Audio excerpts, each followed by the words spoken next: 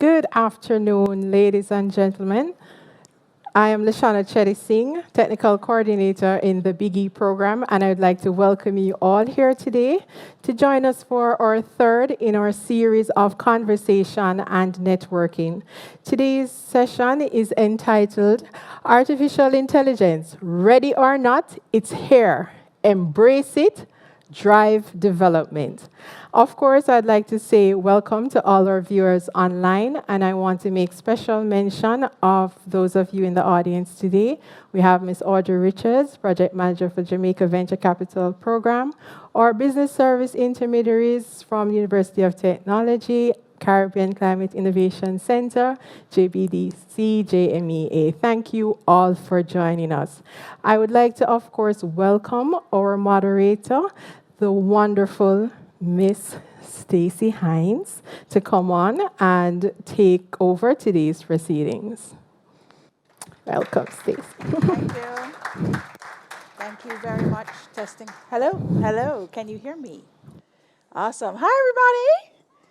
Awesome. Good evening, and welcome to our conversations and networking discussion today. I'm really excited to be hosting all of you that are here in person, and of course, those of us who are joining us online.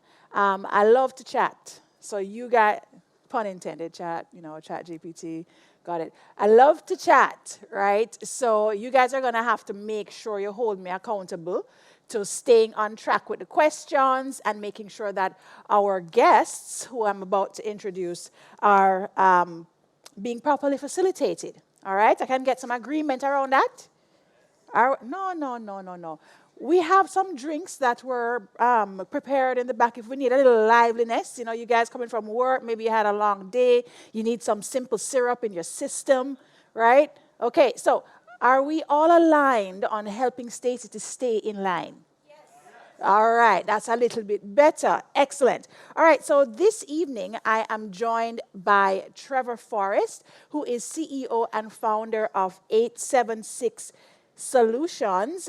Trevor and I are great friends. We have been in the tech space in Jamaica for, well, him longer than me, but for a little while. And he has more than 30 years of experience in the IT industry, and his service is in the local ICT industry has demonstrated a commitment to driving improved standards of ICT adoption across the private and public sector, where he has consulted on the design and evaluation of numerous ICT projects and digital transformation strategies. He is also well known for evangelizing the adoption and use of open source technology across the public and private sector. Please welcome Trevor Forrest. Come on, do a little better than that. Yes. Thanks, Trevor.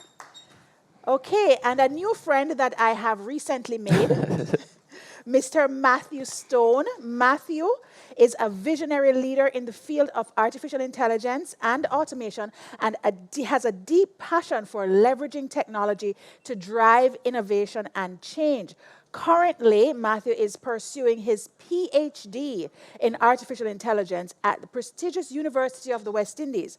Matthew's research focuses on cutting-edge AI application in various industries. Please make him welcome. We're going to ask him all the hard questions, PhD and all these things. Now, this is actually not necessary, but I just read all of that fine print without the glasses. Really? Yes, I did that. Okay. All right, moving on. So, welcome. And for those of us who are online, I'm just asking you, please, to drop any questions or comments or high fives, emojis. Just drop them in the chat so that we can remain engaged with you online. I believe someone will be feeding me questions from our online audience, just so that everybody can feel like they're a part of this experience. All right, gentlemen, so I am having a love affair with artificial intelligence. I'll just put it out there. I am obsessed with all things AI. I'm fascinated by the possibility that this technology is creating for us. And I may be out on an island by myself. I know that there aren't a lot of persons who are probably as excited as me, right? How many of us are excited about artificial in the room? Yes, that's it, like 3 hands. All right, okay, that's better. Okay.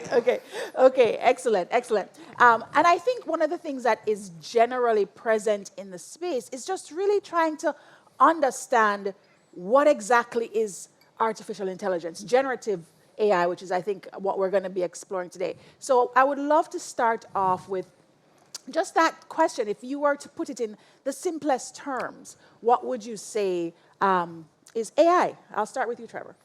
Well, I mean, simply put, AI is really the use of computers to, conduct tasks that humans would do in much the same way that we would. There's a very simple way to put it. Now, if you want the more complex and well-defined and academic way, so the PhD candidate over here, right? So, but no, that's generally what AI is about, Okay. mimicking tasks and operations that humans would do, Yeah. but through the use of computers, computing power. Right. Which, thank you for that, because I think, a little bit later on when we talk about some of the myths or concerns, I think that is where some of that stems from, right? Okay, Matthew, how about you just toss it, but keep, what's this in simple terms? Well, How would you my, say? my definition won't be any much more complicated. So, I mean, AI, you can break it down into two simple terms. You have artificial and intelligence. So, essentially, AI is all about trying to create agents or machines that replicate tasks that humans would normally have to do. So, everything from driving a car to, recommending products online or even finding the fastest path to a location are the sort of things that AI has been doing for a while now. I know it has been getting a lot of hype as of late, but we've actually been using AI for a long time. Every time you go on Amazon and you somehow see this product that you actually like, or every time you go on social media and you're so addicted to it, like TikTok or Instagram, the reason for that is because of AI. It's able to predict from data the things that you probably will like, things that you'll buy. So yeah, we've actually been using AI for a long time now. That's actually a really, really good point. And I think probably the audience would probably not necessarily recognize that they have been using it. I know you may have felt that kind of creepy feeling when you're using your machine and then you're talking about shoes, and then 2 minutes later you see an ad for shoes pop up and you're wondering, are they listening, kind of thing. So I think that what has happened is with the dawn of ChatGPT and some of the publicity, because there were other AI tools available before November 2022, right? But just the publicity that went along with it, it just brought a lot more fanfare and I guess the accessibility and us having the direct control. I think that's because I mean, as Matthew said, AI has been around for decades. I mean, I think the most popular rendition of AI at work was when Watson was on Jeopardy, and when Watson was playing chess. It's about 12, 15 years ago. But I think what happened last year was now the power of AI became accessible. Right. And then people got to see the power of AI through their own eyes and use. But still, predictive text on your phone or when you are in a browser, when you use Siri or, Cortana or Hey Google, these are all AI-based engines that are really using that kind of technology to, again, simulate something that a human would do. So when you ask technology questions, when you get a response back, again, these are all AI-based systems. Excellent. I want to move us into maybe some of the myths, because I think what I want us to be able to do here today, ladies and gentlemen, and I should have probably made sure to state the intention at the beginning, is we want to be able to really identify, what are the myths that are out there? What are the actual challenges that you could possibly encounter in the AI space? What are some of those concerns that you may experience? And then, what are the opportunities that are available to us? What are the things that we can actually leverage, which is so much, right? What can we leverage from the power of artificial intelligence, and how can we use that as business owners and even people that are inside of corporate? How can we leverage that to empower ourselves so that we can advance? So I'll start off with the myths. And I asked my bot. Trevor told me to go and create a personalized bot a couple months ago. Yeah. Right, Oh, you 'cause did that? I did that. I Great. did that. I tech telling. So make sure you're taking notes, guys. I created a personalized bot. You can do so too. You know, there may be prizes and surprises at the end for those of us who, decide what they're going to do with the technology. And of course, in preparing for an AI event, I was, talking with my bot, having some conversation. And so this is a little test. Okay? Great. We're going to see what you think are the top myths that are out there around artificial intelligence. So I'll actually start with Matthew. Give me a top myth that you think exists around AI. Well, I'd say one top myth that really gets played out a lot, especially in movies, is that AI is, at least in the near term, is gonna take over and kill us all, and take over. I mean, we've all probably watched the Terminator movies, and that's the big myth that has been played out a lot. Skynet. Yeah. Another myth is that AI currently is more intelligent than a human. At specific tasks, it can do it better than a human, but overall, it's still a far long way from matching the intelligence of a human. Okay, great. Thank you. Trevor, over to you. Well, I mean, the hot topic in myths about AI is going to take everybody's job. Yeah. And especially in an employment-driven economy like Jamaica, this is always a big concern. Yes. So that's a huge myth out there.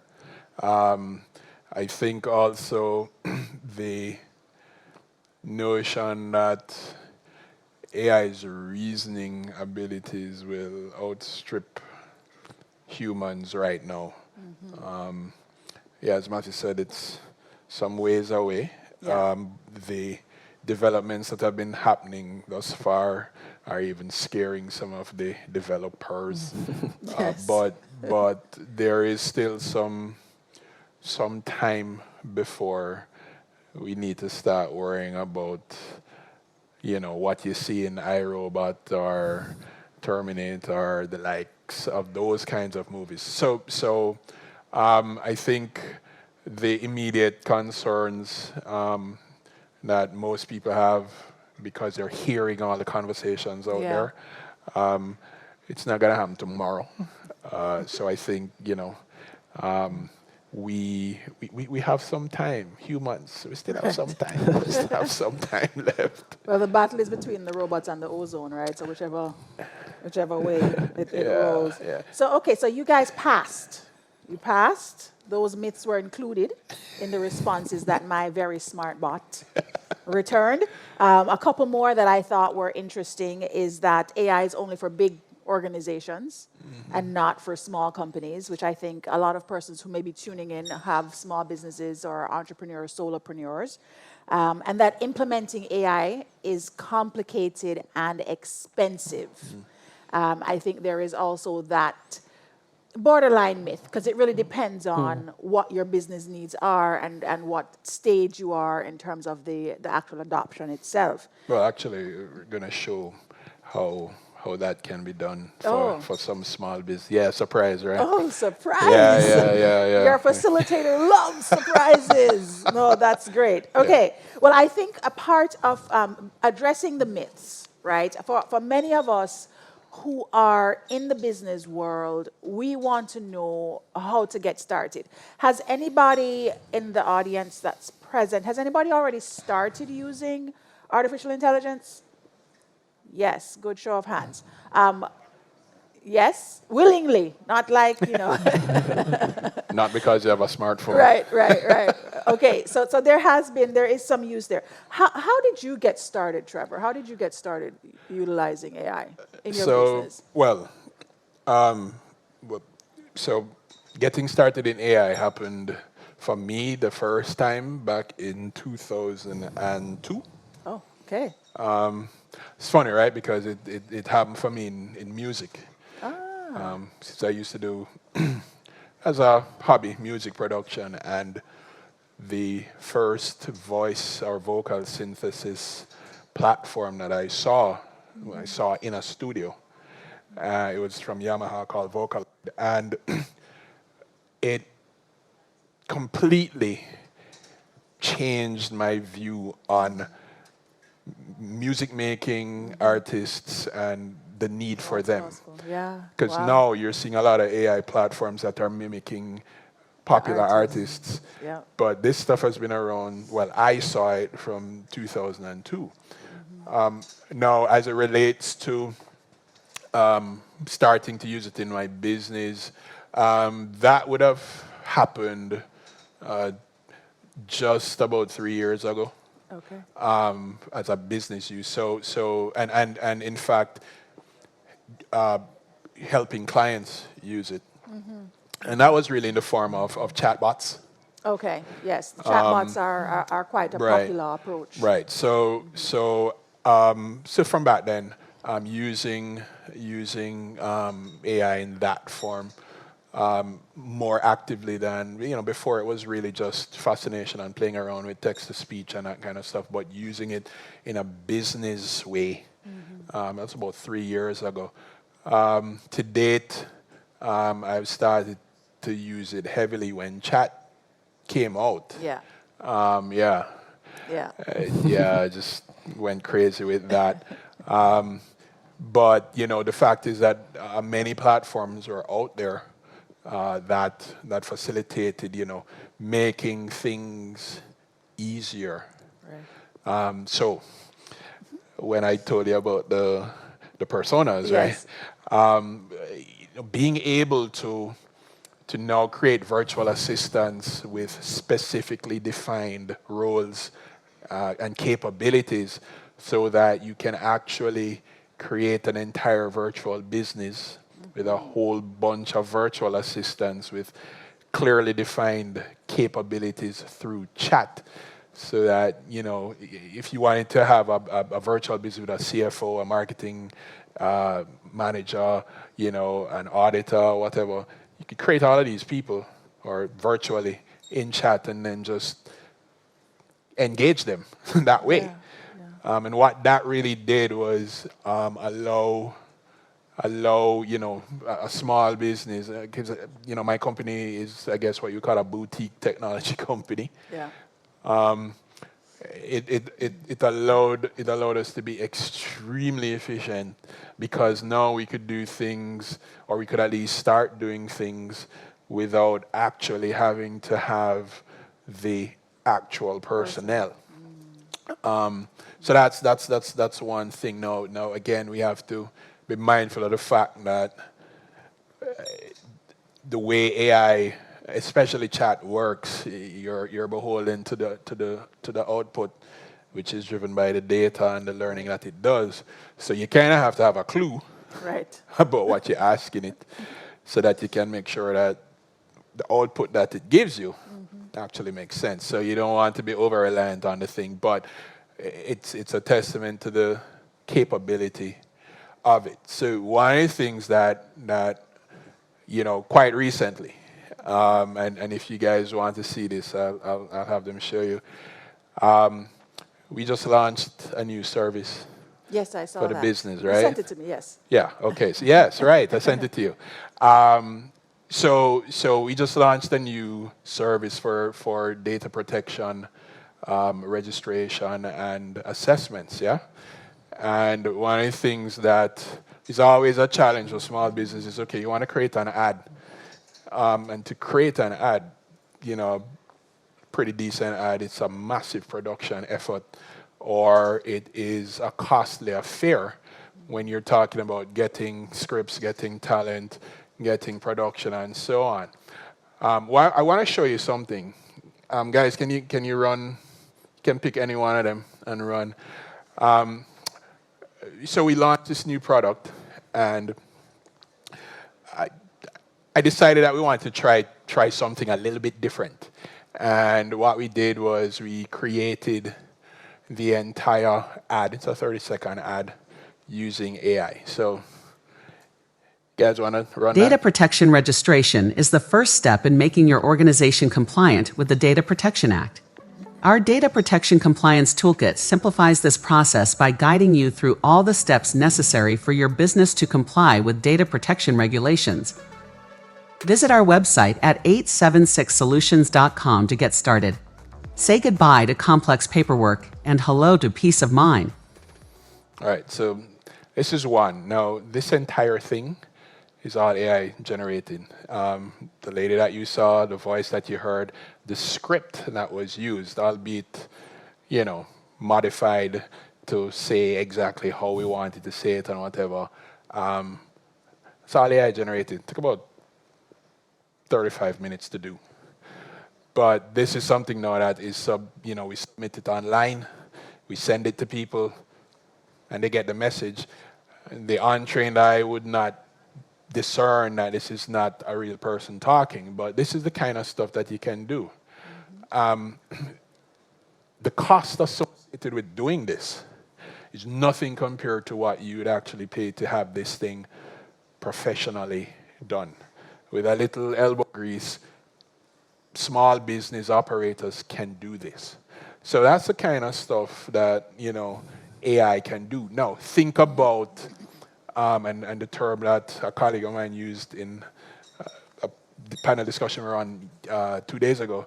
Think about AI as a force multiplier. So you may have a small team, but now with tools like this, your small team can suddenly now produce a whole lot more with these kinds of tools. So now it's not a matter of, okay, I have the tools, so I don't need people, versus I have people, I have some really cool tools, now I can do a whole lot more with that small workforce. So that's one of the things that AI facilitates for small businesses if if you're able to learn it and use it to your advantage. The last thing that I want to point out, one of my good colleagues and myself, Chris Ragon, we are going to launch a book in another couple of months. We wrote the book, and we were done the book about December, and well, no, actually January. And when chat came out, when we were finalizing the book, one of the things we experimented with was taking parts of the book, running it through chat and seeing what chat came back with as a modification of what we wrote. Unreal. So we did something interesting with the book. When the book comes out, we'll share it with you using AI technology in the book. But again, these are some of the things that ChatGPT can help businesses that are small but looking to create a large footprint. Yes. Just like our website. The website doesn't show you the size of the company, but you can look very big when you're online. AI can help you to do that kind of stuff. Awesome. Okay, so we went from starting in 2002 with voice synthesis. Yeah. And you can hit up Trevor later on for the mixtape. He does really great ones. So we left from that to 3 years in your organization is actually supporting businesses and building out chatbots, which I think are kind of commonplace now. A lot of companies, their websites have chatbots, or even their WhatsApp business, for example, is another type of AI technology chatbot. And now we have a full commercial. Does the lady have a name? The woman? Did you name her? Well, she has a name, but whenever I do these, we give don't- her her own name. Okay. So, Okay. All right. No problem. Jean. Jean. Yeah. Okay, Jean. So you would have seen the ad with Jean that was made in Yeah. 35 minutes with some elbow grease, right? And of course, a bit of knowledge, right? Because Trevor does have that kind of background. So we'll come back and talk about the education in a moment. But thank you so much for sharing that. Wasn't that really cool, guys? Like, yeah, this is the place to be. Okay, great. All right, Matthew. So tell us how you got started with AI. And I mean, I talked about at the beginning, I shared that I have this love affair going, but clearly you're doing an entire PhD. You have an association that you have founded. So my situationship does not compare to what is happening in your world. So talk to us about how you got started. Yeah, I guess, since I was a child, I've always been, interested in the idea of robots and, one day having a robot companion that you can talk to. I've, in movies like Star Wars or Star Trek, seeing robots like C-3PO or R2-D2. I've always had that interest of wanting to, create robots that can think like humans. I would say it really developed around my undergrad year in university. That's when I really got into the AI. I mean, I had an idea about it, but I really, went into it around my undergrad at university. So, I would say I probably go a lot more deeper than most people in AI. So, I made sure to learn as much as I could. So, learn the math, what actually happens in the background. So, when there was this big hype when ChatGPT came out and all of the things that were happening, yes, I was excited that people were excited about AI, but I guess the excitement for me was less because I already kind of have an idea as to how it actually works. So, my interest has led me to actually implementing AI technology in robotics. So actually one of my startups that I'm doing right now, Ceres Robotics, we're actually, so a lot of people like to talk about AI taking jobs, but frankly, a lot of the jobs that are present right now, a lot of people aren't going to want to do them in the future. Yes. So the problem that our startup is actually solving is in the coconut industry. So believe it or not, to pick coconuts, especially for the tall trees, people still have to climb these coconut trees to pick the coconuts. And right now, the coconut industry is having a major problem because, young people don't want to climb Not coconut climbing the trees. tree. Yeah, so we're actually developing technology, novel technology. So we're actually planning to use autonomous drones to actually go up and, flying to the trees and pick the coconuts. So this is, an example of use of AI technology that we, it's an example of how AI technology can, transform society and, add to the productivity of society. I know a lot of people like to focus on the negatives, what AI can take away, but I mean, I think that's a waste of time. Like, you should really be focused, especially I'd encourage businesses and startups really start looking into AI and how you can use it for your startup, because your productivity will be increased multiple fold. Like, I can't remember the last time I have not went on ChatGPT for a day, because like literally my day-to-day tasks right now have increased tremendously. Like, Absolutely. even writing like a business plan or a business model or something like that, before I had to like spend all day kind of like, all right, what should go here? I can just go in ChatGPT, describe what I want, and 5 seconds, Yeah.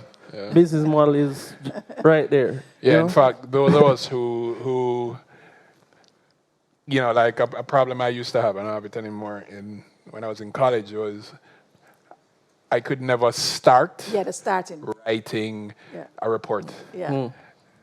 Start. I can write, but I couldn't start because I'm trying to figure out the entire thing before I even write one sentence, right? Yes. One of the things that chat has helped me to be able to do is to start, right? But like again, once you know what you want to say and how it needs to be said, you ask chat to draft something for you, which, think about it, that's what you may ask an executive assistant to do. But after you get past that, then, you know, it's like, okay, yeah. All right, I know what I want to say now. Because somebody just showed, or something just showed it to you. Yeah. So now you can start, and what would take an hour takes 10 minutes now because the start point has been breached. Yeah. Yeah. And now you can actually get, you know, more productive with what you actually want to do. Yeah. Now, to wrap up, thank you for that, Trevor, and thank you, Matthew. To kind of wrap up this particular area, we're talking about just getting started, right? I talked to my bot, and we were going through the adoption stages of AI, because that, for me, like anything strategy and anything that talks about the evolution of transformation, especially digital transformation, that's what really gets me excited, right? And so, you know, when we talk about the adoption stages, the first thing is awareness and education, right? So we're getting started, we have our own business. What would you say is probably the lowest hanging fruit for a business owner in terms of starting out with artificial intelligence? And I'll kick that to you first, Matthew, and then come to you, Trevor. Well, I mean, I guess it depends on, you know, business to business, but I would say just general day-to-day tasks, you know, writing reports, because even for my company, we have to write reports, you know, every time we do a flight test. Again, this would probably take minutes or hours. Now it literally takes seconds. So, you know, I think a key thing businesses can do is, you know, think of tasks that, you know, doesn't necessarily require any sort of complicated thinking, but it's usually like repetitive, something very repetitive. And that is probably a task that could be automated, or AI could easily automate. Okay, thank you for that, Trevor. Yeah, so I'll kind of, you know, try to cover the spectrum. So mundane tasks, writing letters, writing emails, writing reports. AI can help you to do that. Writing proposals, writing business plans.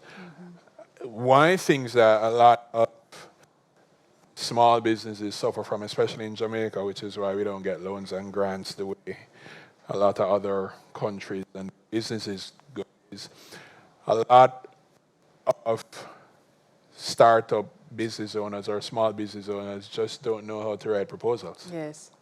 They don't know how to write business plans. They don't know how to craft that document to do the pitch, Yeah. to beg the money, to get the funding, right? And that's really because the language that you have to use, that's not really what you got into the business thing to do in the first place. You have your core skill, and that core skill has nothing to do with trying to convince somebody to give you money.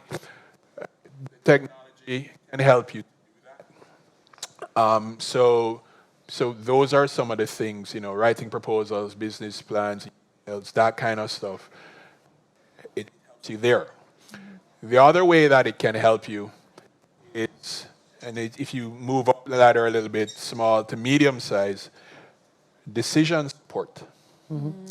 So a lot of times, and it doesn't matter the size of your business, you have a lot of data running through your business. You engage with people, you collect a lot of information, right? But you just have it thrown down somewhere. Depending on the business that you're in, you have a lot of numbers. There are a lot of AI tools out there that can look at different aspects of your business and then present you with information that will allow you to make better decisions. So, and some of you might see this. So, you know, some of you might be using like things like QuickBooks or those kinds of accounting platforms or you know, customer relationship management platforms and so on. And some of these tools that they have that create these dashboards, a lot of that information, there's light use of AI in there to do what they call predictive analysis. Right, so the predictive analysis looks at trends and then predicts things and then shows you and gives you the opportunity to make a decision. This is AI at work. So what has happened now is that they have tools that are dedicated to these kinds of operations and things. So you can now look at how you can make better decisions with the data that you have, which then drives you to collect more data, right? And in doing so, you can make better decisions. You can, maximize the return on any investment that you have. So because look, money hard to come by, right? So you have to wring out everything out every dollar. AI technologies help you to do that. And again, when you talk about wringing out every cent out every dollar, creating marketing material, collateral, and campaigns. Again, AI technology helps you to do those things because the kind of investment you make for a 30-second ad using AI is hugely reduced compared to what you would pay for a full production of said 30-second ad. So, and again, with the advent of social media platforms, you have a broader audience that you can push all of that stuff out to. You don't have to go to RJR or the regular, media houses to go pay them an arm and a leg to go and, create ads and push to others. So there's a lot that the technology for small, micro, medium-sized businesses that it can do for you. Right. So that you streamline a lot of things. Again, the mundane tasks, the not so mundane decision support tasks, and those kinds of things are what I see immediate benefit for micro, small, and medium-sized businesses. Okay, excellent. All right. So what we've heard are what they're calling mundane tasks or more everyday tasks that you take on. So for example, we talk about report writing, emails. So the way that I use chat is for sure with email. What I actually enjoy is when I write an email and I put it in chat and it changes like one word because I got it right, But email, just having your chat window open, your chat open AI window open, and dropping a message in and asking to create more clarity. Sometimes we're wordy. Some of us are wordy, in our conversation, and we write a 3-paragraph thing, and your boss is like, okay, you need 1 paragraph, or the pitch. Yes. I've used it for a couple of pitch decks or strategic plans. You just, you take what you have already drafted, and then you talk to your chat GPT and tell it exactly what you need. So I think email, and we write emails constantly now, don't we? And this is, this can be used as great leverage when you're trying to create relationships, partnerships. If you have complex projects, let's say you're a consultant and you have complex projects, absolutely. It's a great way to support just those general interactions, so to speak. And another area that I think is also really useful with ChatGPT in particular, whether it's the freemium, because I like freemium, you want to use it as much as possible. You can actually create different types of conversations for things that you do all the time. So if, for instance, you are a consultant like myself and you serve multiple clients, you can literally dedicate a conversation for that to kind of one particular, so if I'm playing Chief Transformation Officer with this particular client, I just go, literally I go back and it's if I write an email, it signs it for me and says, Stacey, Chief Transformation Officer. So you don't have to keep recreating the conversation that you're having. And your machine is going to keep learning, right? With every instance that you utilize it or you ask a question, it's going to keep learning and augmenting its skill based on how you interact with it. So I think rudimentary things, you can actually start to leverage the tool straight away. I like the conversation around the financial aspect of business, and I think even exploring what was shared earlier about creating a virtual persona. So if you are a small business and you don't have the cash flow to pay a CFO, utilizing a chat for something like that can be very, very powerful. Yeah. Now, I want to segue now into not so much the concerns around cost and so forth, but talking about just the community around artificial intelligence. So there has been a lot of changes in the digital transformation space. I would actually say that a couple years ago, when I would tell people that I focus on supporting businesses and individuals with their digital transformation, they'd be like, "What, digital transformation?" You know, like, what that? You know, well, in the States and, you know, Europe, it's pretty common, had been pretty commonplace. Now, everywhere across the island, people are talking about digital transformation and really seeking to bolster Yes. our economic infrastructure by focusing quite a bit in that space. Now, here comes AI, and it feels like, oh, we have yet another layer, another significant inflection point. You know, we had cybersecurity and cyber awareness, then we have data protection, and now we're not going to dash in the AI. Like, I mean, you know, so you kind of have this overload, right, where people may be feeling overwhelmed with all of the different types of new tech. So community and creating community conversations like this is really important. And Matthew, this is what you have, maybe even a bigger vision than that, clearly, but this is what you've created in the Artificial Intelligence Association. So can you kind of talk to us about your vision for the JAIA? Yeah, so I actually started the JAIA around the pandemic period. So, you know, I was, you know, deep in AI, you know, reading about AI, and I knew other people that was also interested in AI, but I realized there wasn't like a community, like a common group, like that people were interested in the same thing that could come together, discuss ideas, and, you know, work on projects together. So I said, you know, why not just create one? So, you know, it's literally started as a simple like Facebook group or WhatsApp group. And, you know, eventually it started to grow and grow. And, you know, my vision for it is, you know, for one, you know, to bring a community of people that are interested in the field of AI together so that they can share ideas, actually work on projects together. Also to raise awareness of the power of AI in the Jamaican society, because especially now with this AI revolution, you know, we as a society, we're going to have to be prepared for what's coming. So I think having an actual community that can help Jamaica prepare for that AI revolution is also important. But also, you know, making, you know, the international community aware of the actual AI talent that's here. Because trust me, there's a lot of talent that is here. I know a lot of businesses like to think, all right, outsource as soon as they think AI. But trust me, there is talent here. Of course, it needs to be honed and, you know, developed. But yeah, there is talent here, and I think with the right support and funding, and that's part of why I started the AI Association, you know, we can create some really tremendous things for Jamaican society.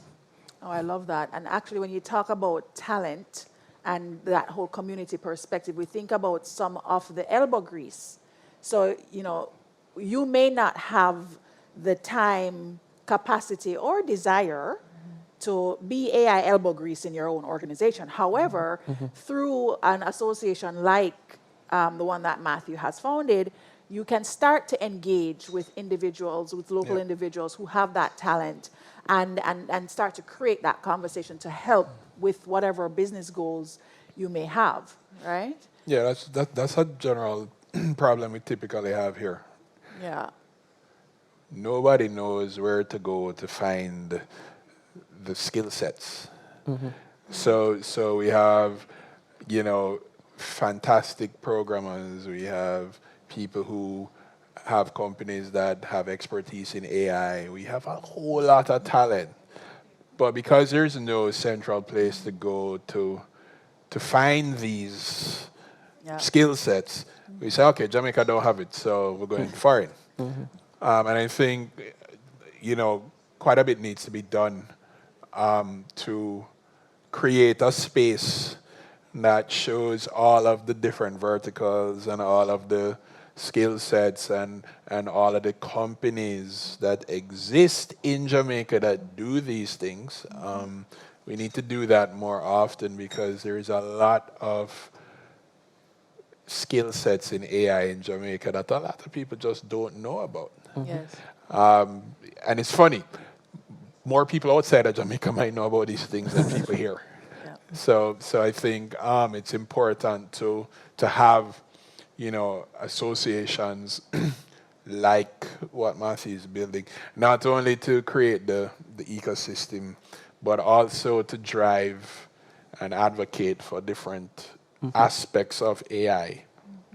Because right now, there are numerous concerns about the impact of AI, especially since we're looking to go more and more digital as a Right. society.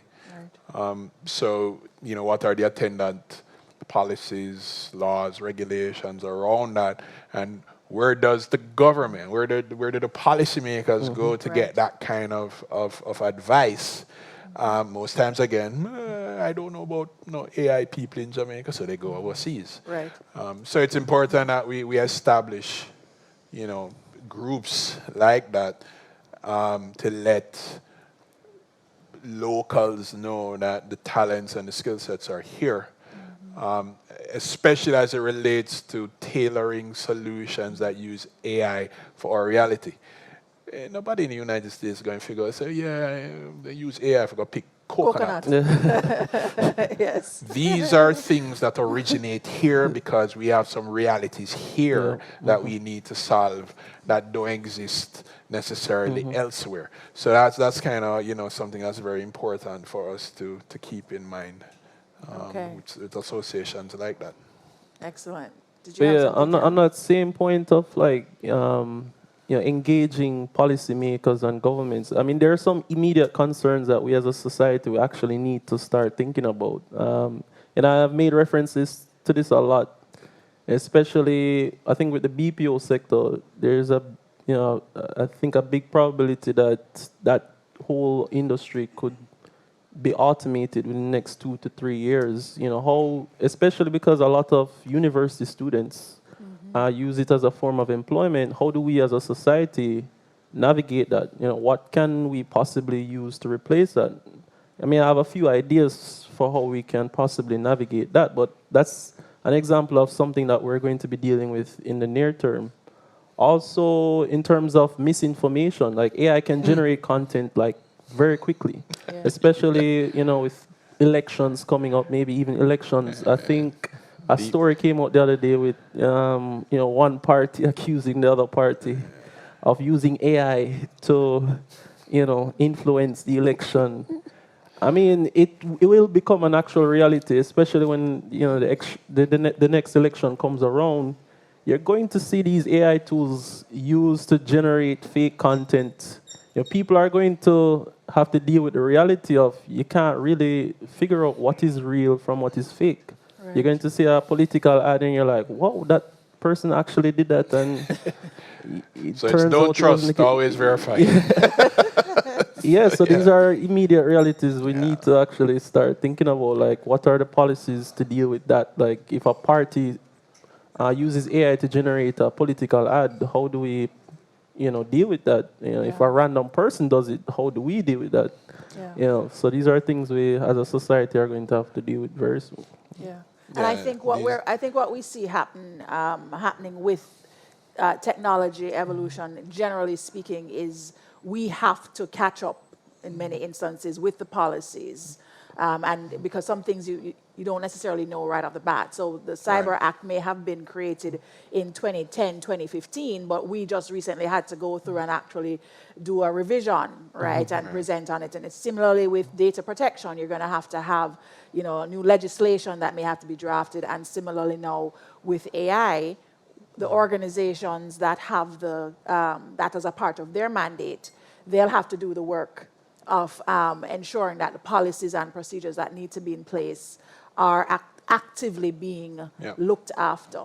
And as it relates back to just the businesses, we have our own individual responsibility as business owners to have a general sense of how we want to manage the use of artificial intelligence in our organization. I think despite what policies may or may not exist, you have your set of values and you want to make sure that you are aligning the use of any technology with those values. So I think one of the concerns that is emerging, especially for small and medium-sized, micro, small, medium-sized businesses, is around the idea of intellectual property that you've made public. So let me kind of qualify and quantify all of that, right? So if you understand how, these models that, things like ChatGPT use work, they're using information that is out there to, do a whole lot of crunching to be able to answer the questions that you ask or, respond to the prompts that you give it. What it is using is information that's out there, right? Now, the thing about it is, one, you don't know where it got the information from. You don't know how it,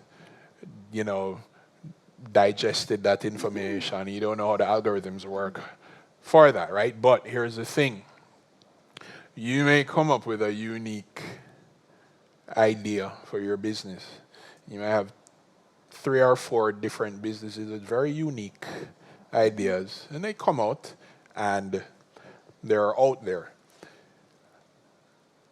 But think about a situation where a very clever algorithm looks at the capabilities of these 3, 4, or 5 businesses and creates a hybrid for all of those and responds to a prompt that allows it to then combine all of this and then present to me an entirely new business model based on unique ideas from businesses that are out there, right?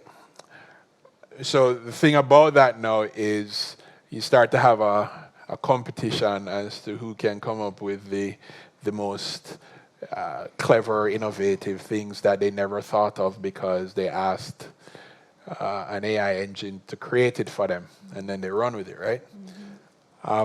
So these are some of the considerations that we really have to make. I recall about 6 or 7 years ago, IBM, they're one of the foremost, even before Google and Microsoft did chat, they're one of the foremost companies in artificial intelligence and machine learning. And one of their top people came to Jamaica and, we were having some conversations. And with what I just described to you, one of the questions I asked, their representative was like, when something like that happens, when AI and machine learning come together and create something like that, who owns the rights to that intellectual property that is now generated because I asked a very special question and got an interesting answer that results in a unique business that is a hybrid of 5 other unique ones, right? So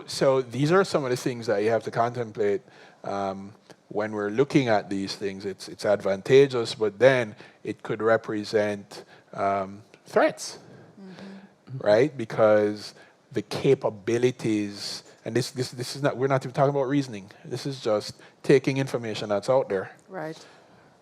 pulling it all together, and then coming up with, something that is extremely innovative and unique that you, on your best day, you'd never think about, right? I'd suppose that maybe whoever goes to Jaipur first and puts on the, maybe they're the ones that ultimately, right. So I say all of that. To say,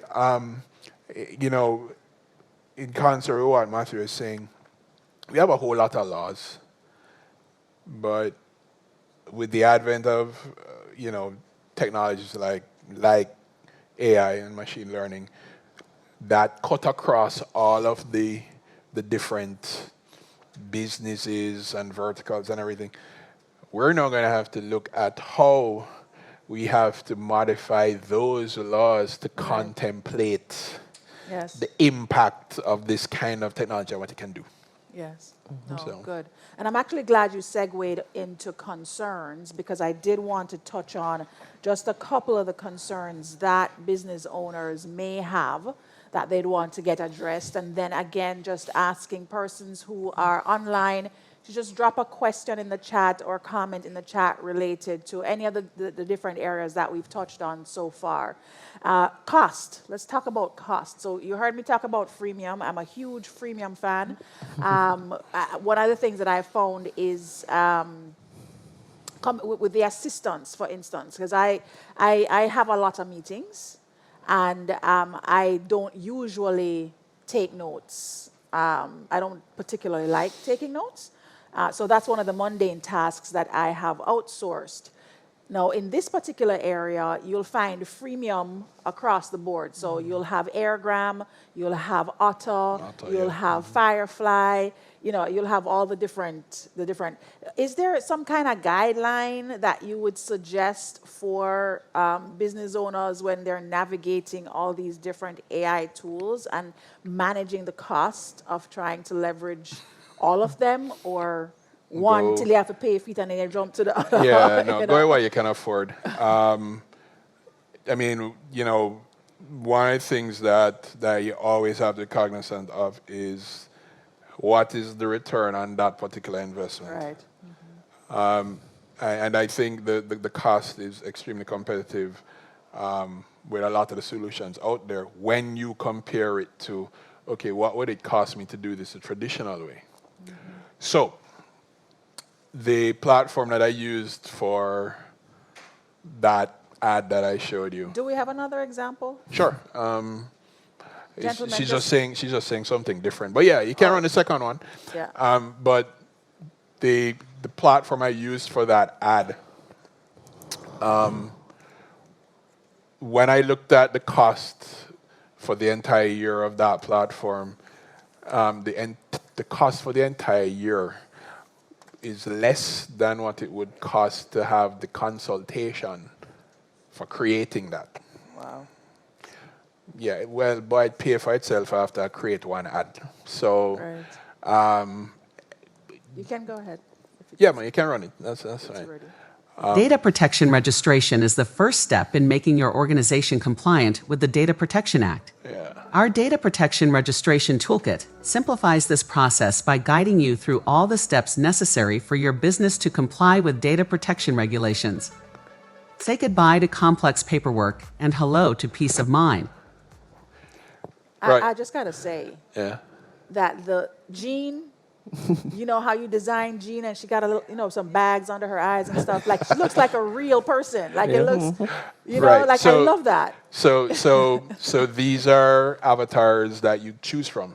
So this platform gives you about 60 odd avatars you can choose from. Different looks. You have over 100 different voices and languages. So I did one day before yesterday for AI discussion I was moderating. Yeah. And so I created a co-host using this platform. His accent was British. My Siri is British. Right. Yeah. So when you're thinking about using any of these platforms, what you have to look at is, okay, what would it cost me to do this normally? Yeah. What do these platforms cost? But also, which is the part that a lot of people forget about, time is money. So how long is it going to take me Yeah. to build this stuff?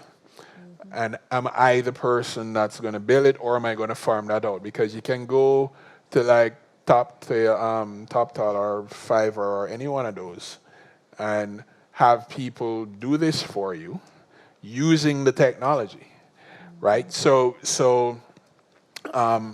the options are fantastic, but what it boils down to is what can you afford when you compare it to what it would cost you Right. if you did it the traditional way. Right. Okay, excellent. I want to ask Matthew if your startup, so not so much the association, but the actual company that supports businesses with artificial intelligence solutions, do you provide consultative services like what Trevor is talking about, where you can say to them, this would be the best tool for you to use, or do you offer webinars or different ways that persons can tap into learning more about how they can leverage AI for success in their business? Yeah, I mean, most of what we've done is more around creating solutions using AI for specific problems for businesses. But several companies of late have been approaching us, asking these specific questions about how AI can be used in their companies, and we've obviously been giving them advice on that. On the cost front, I think what's even better than freemium is free. Like, I think people need to actually understand there's something called open source, which is why I love Yeah. open source. So, a lot of these tools that people are hyping up about, they're actually free versions of them that are just as capable. Which How is, do we find those? Let's break out the free. How well, do we all how do right. we There's find actually a those? trick to this. If you actually go on Twitter, just follow one AI or two AI persons. Luckily, Twitter now it's actually not just showing you feed from like who you're following, but it's actually showing you Community recommended feeds, tweets. Right. When I go on my Twitter now, like every post is here are 6 AI tools Yeah, that you yeah, can same, learn. yeah, Like, same thing. Twitter and Instagram does that. Yeah, I Yeah, see a follow lot you. of those. yeah, Yeah, so you can actually use social media and like Reddit, Twitter, and literally it's in your face every day. They tell you these are these 6 new AI tools, and yeah, so it's out there. The information is out there, so you can use social media, and literally they will tell you all the AI tools, the new AI tools that Yeah, have come man. out today. Yeah. Like the Okay. first one that I used for uh, voice, AI-based voice synthesis for ads. Instagram. That's where where it you came found up it. for me, Okay. because if you follow enough AI, groups or people, and that stuff just starts coming up. Starts to follow you. I, it's one morning, I'm like, doing my regular check news and check mail, and I'm scrolling through Instagram, and this thing comes up and speech allow. Okay. And I'm like, it's interesting. And it's telling you what it does. And then at the end, it says, oh, and by the way, I'm not a real person. Yeah, it got me immediately. Wow. I went to the office and I was like, yeah, we need to check this out. Nice. So yeah, if you start to follow a lot of the AI Experts. persons, groups, every week there's a Yeah. new top 5, top 6 Okay, well, best AI tools. I'm gonna ask this question. Aside from ChatGPT, what is the one AI app that you think our business own? And each of you have to give me a different one. So, what's the one app that you think we should all leave here? We should just get on the phone. Like, if we can't get it right now, just other than chat, what's the one thing that you would say? You look One. like just one. I One. want one. I want one from each of you. Actually, for a startup, new business, one that is kind of cool for me was Durable. Durable. Yeah, Durable.io. Durable will build your website in minutes. You just tell it what you want, and that thing literally will knock out a website. A website that's enough for it's not Right. a customized website, right? But what it does in like 5 minutes after you put in all of the information, unbelievable. I mean, it gone around weeks. Weeks not nothing pon this. But for small business looking for a website quick, Yeah. durable. Okay. Got that, guys? Durable. Okay. Matthew, you look like your brain is like one. She want Yeah, just like one. No, I mean, like there's a list. In fact, what I've done, I start every time I see one, I just have a little thing where I just note it, just put it down, and my list is long, man. Can't Yeah, keep I'm up. actually having information overload right now.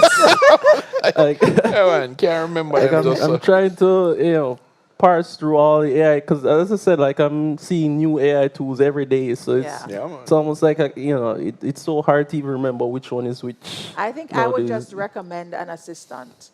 Aside from chat, I highly recommend a virtual assistant, especially if you have to attend a lot of meetings. You don't have to go. You can send the assistant. Yeah. So whether it's Airgram or Otta or Firefly, I highly, highly recommend getting it like that for me between chat for all my writing and my assistant going places for like I just can't wait till So- it can physically go places for me because that's the next step. So my wife, as part of her civic duties, she is part of a group, and she got nominated to take minutes. Yeah, I don't know how she did that, but a lot of the meetings were over Zoom. So I told her, it's like, well, she's like, oh, I just can't deal with taking these minutes and going back. I said, well, okay, how about you try Otter? Because Otter plugs into Zoom and it will do the voice to text Yes. translation. All right, she said, okay. Did it a couple of times, said, yeah, this thing is great. Until the meeting got to be 3 hours long. And then And you had Otter spits out an 80-page transcript. So then I was like, well, tell you what you do. You take the transcript, put it into chat, and tell chat, summarize all of this into, and then give me, 3 pages, right, with action items. So this is the kind of stuff that you can do, right? So if you think about, just this week, and I'll just give you this one really quickly. Just this week, a colleague of mine called and said, listen, do you know anybody that is a Cisco expert for Meraki firewalls? I was like, yeah, but boy, I don't think him in Jamaica. Boy, can you find because we're having a problem with this firewall and we need to do this particular thing and I need an expert to do it. I was like, okay. And then a couple days prior to that, I'd read a story from a network engineer about how ChatGPT is going to wipe out their profession. I was like, reading it through, he said, look, he started to ask Chat very pointed questions about how to do things on different network devices. So I called back my friend and said, hey, what's the model of the firewall that you're having a problem with? And he tells me, and he says, and what's the problem you're having again? And he tells me that. So I go in the chat and say, may believe you're a Cisco Meraki network engineer. Tell me how to do this on this model Cisco firewall. Less than 30 seconds. The entire thing, nicely bulleted and everything. Yes. And So I called my friend and said, listen, I want to show you something. I just copied and pasted it in WhatsApp for him and said, hey, try this out. See if it works. Let me know if this works. Because I just prompted Chat to do this Yeah. based on something I read. Let me know if this works. Yeah. That's the kind of stuff that which is you great. can do. I love it. Yeah, I think it's great. it is. And, when I discovered the personas that I told you Yes. about, positively blew my mind. You set up an entire virtual company and you're just talking to virtual assistants, asking them to do. They can even speak Talk to each other. themselves. Yes. You can Something ask about- them to communicate with themselves. And I see some the- people like, no, that just gets a little, yeah, gets a little crazy, right? But that's the kind of thing that can happen that can help you to really streamline some of the tasks that you have. And I'll touch on one more concern, and then I'll go to questions because I'm getting the signal that the chatting Stacey are talking to go to questions.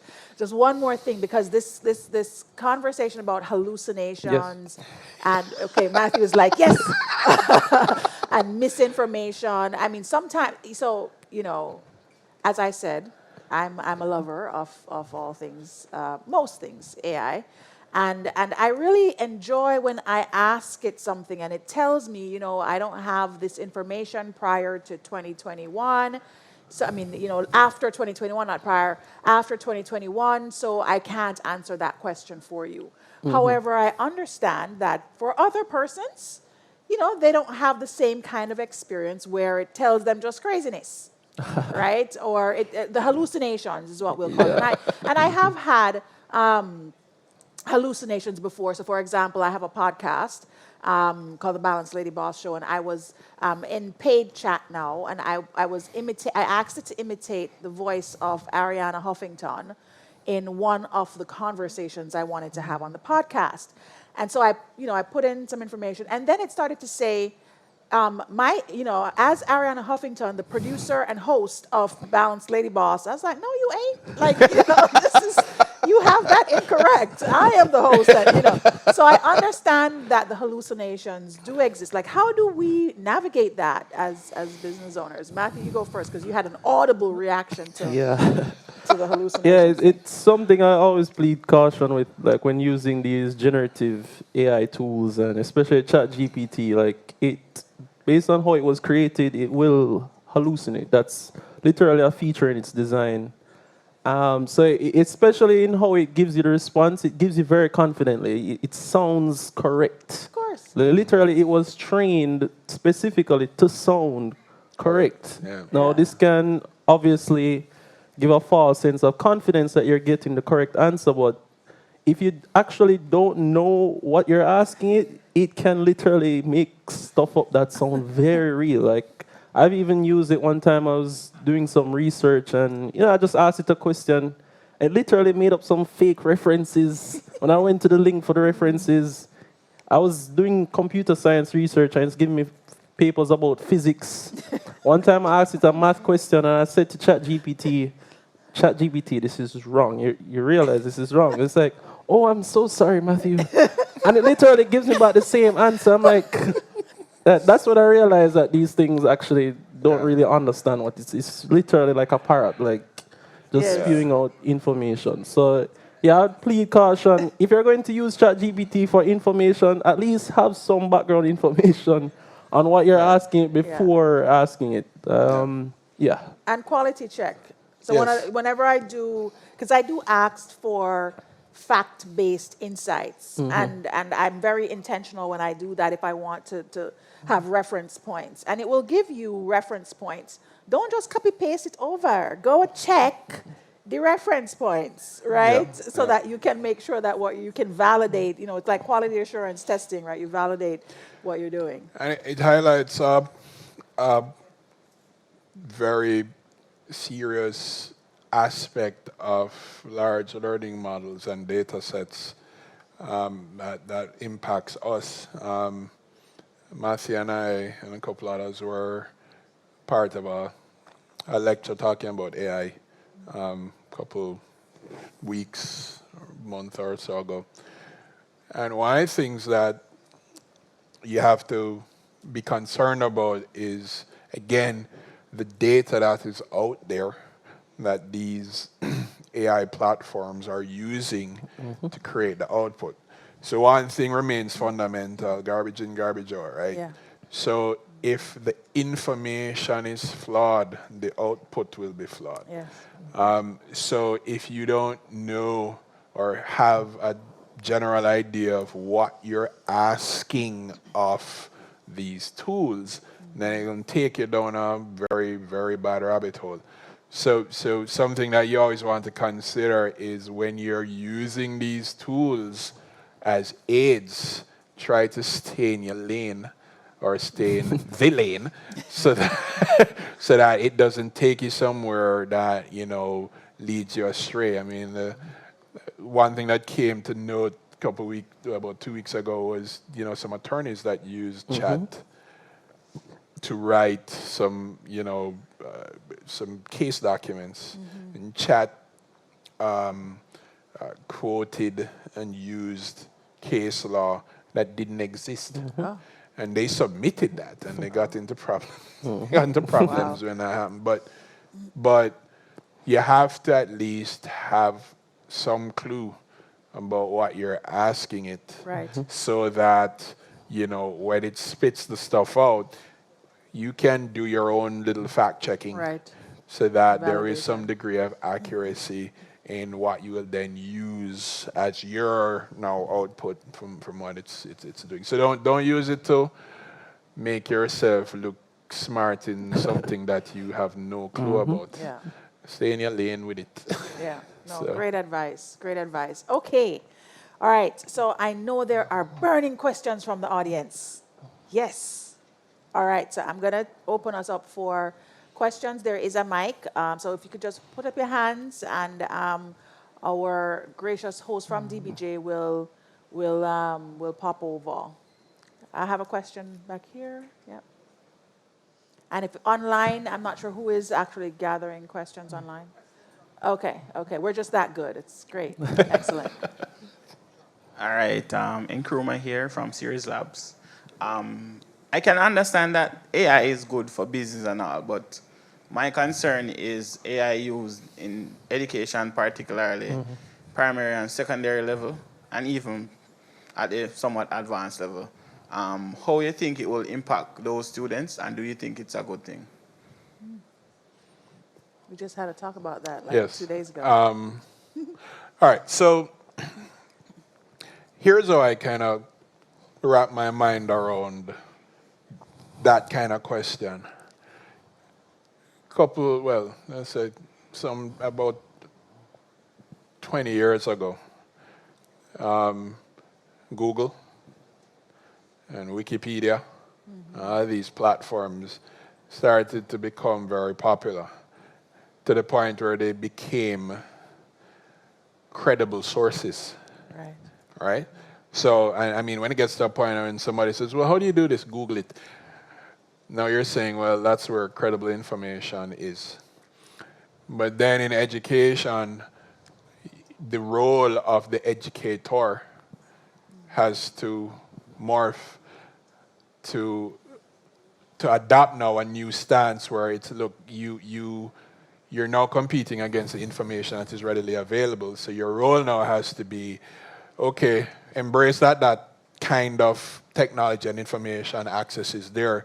You now need to distill it for those who are using it so that they can understand when to believe it and when to fact check.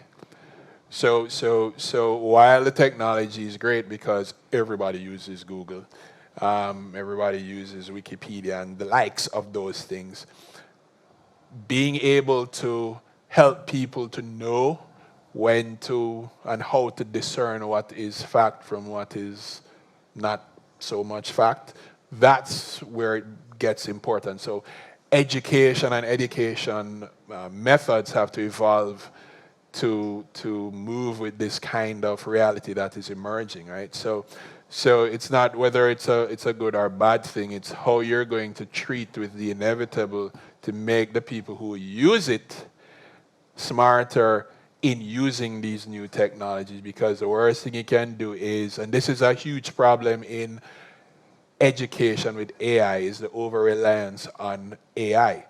So what tends to happen is you might find that you cause people to become over-dependent on AI, but you don't teach them the basics and the fundamentals so that they know that the answer that you're getting don't go so. So there still has to be that overlap between, look, here are the fundamentals, but when you're going to use this stuff, here's how you use it, and this is how you verify and fact check and so on. So that's kind of how I look at the impact that AI in education and how education has to evolve with this new emerging, way of doing things. That's how that kind of has to work. It's not a bad thing. It will make smart people smarter. And it will raise the capabilities and intelligence of the not so smart ones. But the idea is you have to help them to understand how to use this stuff. Because in much the same way it can aid you if you know how to use it properly, and it can have an adverse effect if you don't. Matthew, anything to add? Yeah, I think when people talk about AI education, especially with ChatGPT, they like to focus on cheating. Cheating is not new. Cheating has existed since the dawn of century. AI hasn't created cheating. If anything, maybe it makes it a bit easier. So I think it's probably the wrong thing to focus on. I think the goal of education has to change a bit. I think a lot of education right now is tuned to the industrial age of, all right, let me give you some information, regurgitate it to me. Like, education has to change from that to maybe even going back to the early days of philosophers where we discussed ideas as a group. Like, instead of everything being in straight lines and you have the instructor, turn that into a circle where everybody is more or less on the same playing field and, discussing ideas. I had an idea for how, maybe even teachers could navigate this whole chat GPT doing homework. Anybody that tells you that, okay, here's a tool that can detect that chat GPT wrote this is lying to you. Like, these tools are going to get so good, there's no tool that's going to tell you whether chat GPT wrote it. So don't even try to, bank on that. An idea I had was, all right, let's just assume that the student used chat GPT to write the assignment. Instead of just having the student giving the assignment, have the student discuss what ChatGPT wrote. Like, have real-time assessments and have a discussion in the class about what ChatGPT wrote and actually see if the student actually understood, what he actually delivered. So I think, generally we'd like to look at the negatives, but like the potential that AI has for democratizing education, like someone in Africa now can have access to the best tutors because now he has an AI tutor. So the idea of, I'm richer, I'm going to have a better education is now wiped out. So I think there's a lot more benefits to AI being in education than negatives, to be honest. Yeah. There is one concern that I think we all had when we were discussing this very topic, right? And it had to do with the accuracy of our own information as represented by chat. So I don't know why you're not up here, but, one of the things that we often see is you will ask chat something about very specific aspects of a country. And the response chat gives you, which is based on the data it has, is based on the data it has. Right. So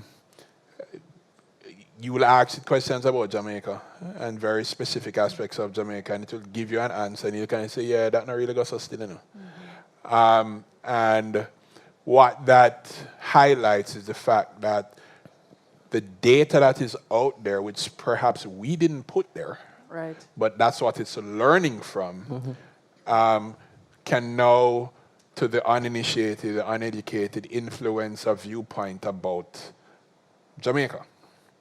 So it becomes important now for us to ensure that our information gets out there into those data sets and learning engines so that when somebody asks about here, the answers they get are indeed accurate. So again, from the standpoint of education, not only do we have to manage how we, consume the information that comes back, but we also have to figure out how we can get what we know to be correct into those systems so that they will create the right answers. Oh, great. Thank you very much, gentlemen. The only thing that I would add to that is it really is incumbent on our educational system, the infrastructure, our teachers, and making sure that we're empowering those bodies, because a lot of times they're not confident in using the tool and being able to then provide the guidance to our students. So for those of you who are interested in the education space, MICO is actually hosting its first technology conference next week. I'm going to be speaking at that one too. I think you guys should definitely attend because it is in all of our best interest, the future of the country best interest, for us to ensure that we're empowering the persons who are the guides for our primary and secondary school students. Okay? All right, so I'm being told that I have to cut it off. I mean, we'll be long talking. No more long talking, Stacey. Question over there. Last one. Pauline was telling me. Okay. Legislation. There is some discussion going on now about whether there should be legislation around it. And my first thought was children, protecting them and figuring out a way to ensure they are not exploited. What are your thoughts? Very quickly, because I don't want to extend it. Yeah, we have a competition. Oh, so, see. Listen, from a legislative standpoint, laws and regulations are going to come. Can't stop that. EU is way down the wicket with AI legislation and regulation the United States has started. Both of them take slightly different approaches, but it's going to come because with technology as revolutionary as this, it's going to have to happen. What we have to make sure is that you strike the balance between protecting and protecting the concerns that you have, but fostering the innovation that goes with it. That's very hard to do. So I think, but the nature of us dictates that laws and regulations and so on must come when you have something as revolutionary as this. Okay. Yeah, I think it's a very tricky balance, legislation and innovation, because we don't want to stop innovation. I think it's important that lawmakers really consult the people that are actually in the field, not just people that read a few articles and say, "Oh, I'm AI," but actually consult the people that are in the field so that they can tell you what are the actual capabilities. I mean, I think there are some genuine concerns right now that we really should be thinking about, even in terms of, social media and how it recommends content, and the fact that these generative tools, they're not going to just be able to generate fake people. They're also going to be able to generate you. So you might actually see videos of yourself one day doing things that you weren't doing. And you're like, wait, when did this happen? So that's something you guys need to actually start looking out for. Okay, thank you for that. All right, so we did seem to have somebody online. CyberQuest, if you have a question, if you're still there, please unmute your mic if you have a question, or drop the question in the chat so that someone can translate for us. We'll give you just a couple seconds to sort out yourself, and then we'll move into the surprise.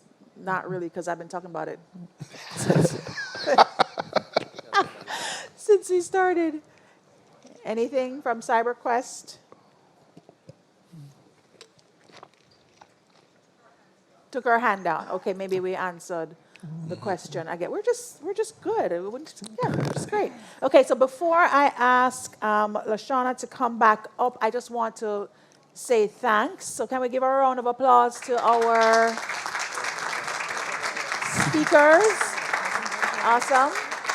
And what we're actually going to be doing is a little pitch competition for a prize. I like prizes. Wow. Gifts is my #1 love language. And so let's carry the prize. Come, Lashana. I hope there's one for people that are moderating.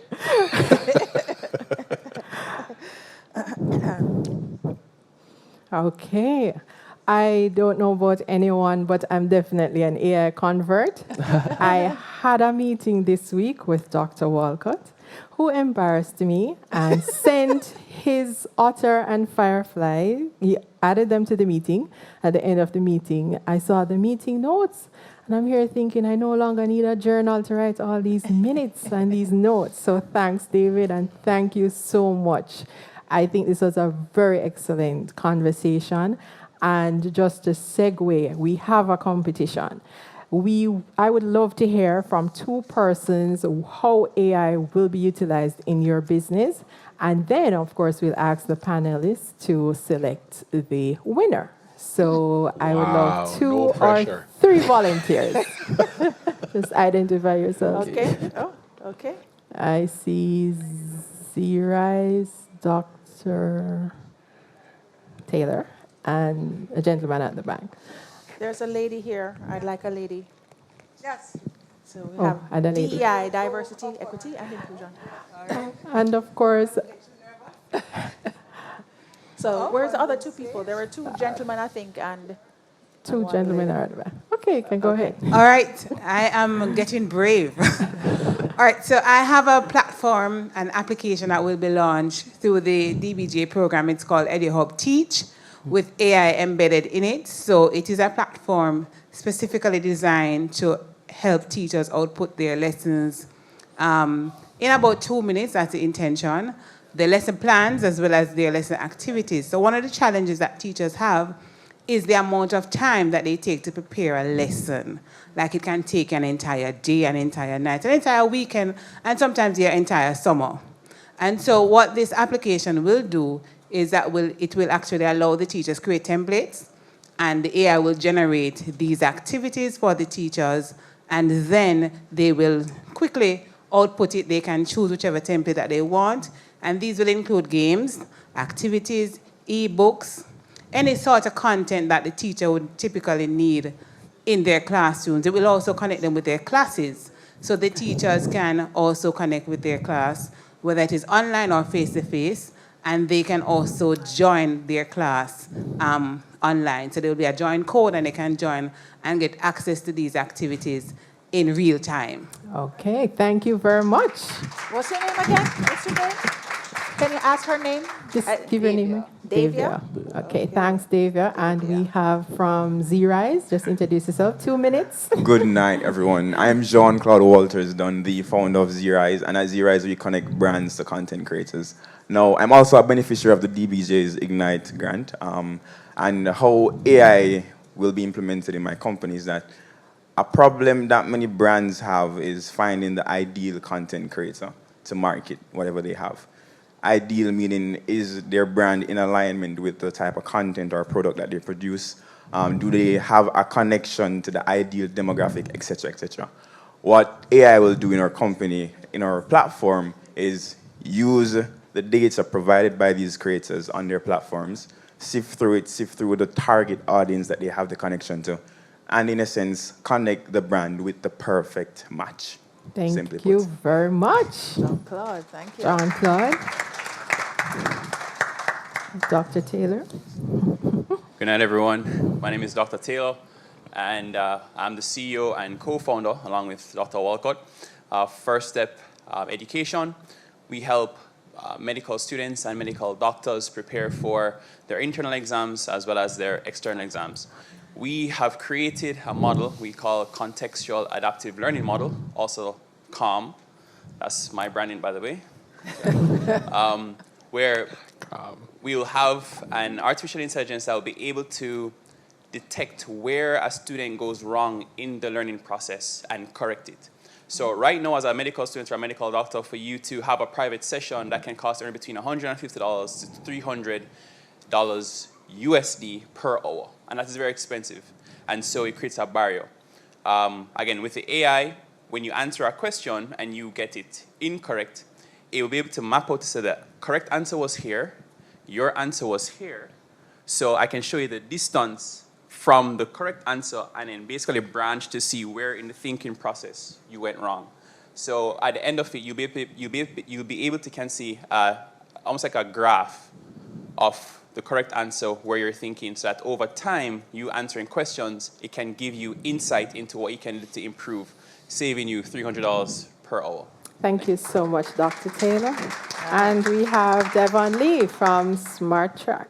All right, night. I have 2 minutes. I'm going to make it fast. Smart Track, tracking with intelligence. We try to make the most customer-friendly solutions. We're introducing AI cameras, essentially. Imagine having a fleet where the drivers may fall asleep or incur other liabilities due to negligence. Our cameras pay attention to the drivers and not only the road, and in real time tell you what's happening with the vehicle and what's happening with the driver. And there's driver behavior monitoring, so if your driver is falling asleep, there'll be an audio alert. If your driver is distracted, no distractions. If your driver is even smoking, no smoking. So you protect not only investment, but your clientele as well as your employees. Thank so artificial you. Intelligence. Thanks, Devon Lee. All right, panelists, you've heard from our... Yes. Pick one. I mean, I'm kind of biased. I'm a robotics guy, so I would have to go with the last. Smart Track? Okay, thank you. Trevor? So, yeah, the last one was pretty interesting. I almost went there, but yeah, my car have that, so it's not new. But sorry, so here's the thing. I have a bias myself as well. I am keen on some of the problems teachers have here. So that thing with lesson plan and streamlining, that's something. Yeah. Yeah, because here's the thing. Again, from personal experience, I sat on the board at e-learning for many years. A lot of teachers do not like the technology. They're afraid of it. And the reason they're afraid of it is because we never properly showed them how it helps them. And these things called lesson plans and so on, them take an entire summer to create them something. Yeah. So I would kind of go with the first one. Okay. Because I think there is a real benefit locally for that. So that, I think that's where my Stacy? one would go. Right. So I think all of them were really great. Okay, Stacy. But you have to choose one, right? You can't be neutral that way, right? Okay, so I do also have a strong desire to see our education sector thrive, and we need it because ultimately it is the future of the country. So I too would go with Davia, and I believe that all the others were also good. Okay, thank you. So, Davia? Given that we're a DBJ, everybody gets a prize. So.